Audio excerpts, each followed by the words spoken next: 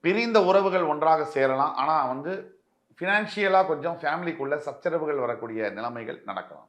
இந்த மாரி சமயங்கள்ல தான் நம்ம என்ன பண்ணணும்னா, இந்த பெத்த அப்பா, அம்மாக்கு, இந்த கூட பிறந்தவங்களுக்கு, இதெல்லாம் செலவழிக்கிறதுக்கெல்லாம் கணக்கெல்லாம் பார்க்கக்கூடாது. அதே மாரி கட்டின பொண்டாட்டிக்கு, நம்ம பெத்த குழந்தைங்களுக்கு, இவங்களுக்கு செலவு பண்ணுறதெல்லாம் கணக்கு பார்க்க வேண்டிய அவசியமே இல்ல. அந்த மாரி பார்த்தா, அந்த ஃபேமிலியில வந்து பெரிய அளவிலான ப்ராப்ளம்ஸ் வரக்கூடிய வாய்ப்புகள் நெறைய இருக்கு.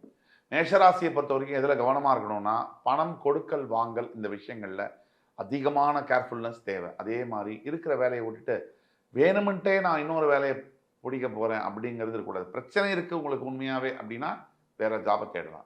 அதே மாரி முக்கியமான விஷயம் என்னன்னா, இந்த ஒன் சைட் லவ், இந்த டூ சைட் லவ் இருக்கிறவங்கலாம் தைரியமா போய் ப்ரப்போஸ் பண்ணீங்கன்னா, சக்சஸ் ஆயிடும்.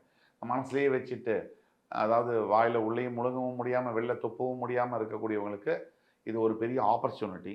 இந்த ஜூன் மாசம் காதல் திருமணத்தில் முடியக்கூடிய வாய்ப்புகள் உண்டு. ஒருதலை காதல், இருதலை காதலாக மாறக்கூடிய வாய்ப்புகள் உண்டு. ஒட்டு மொத்தத்தில மேஷராசி என்பவர்களுக்கு ரிலீஃப் குடுக்கக்கூடிய ஒரு மாதமாக ஜூன் மாத பலன்கள் வருகின்றது.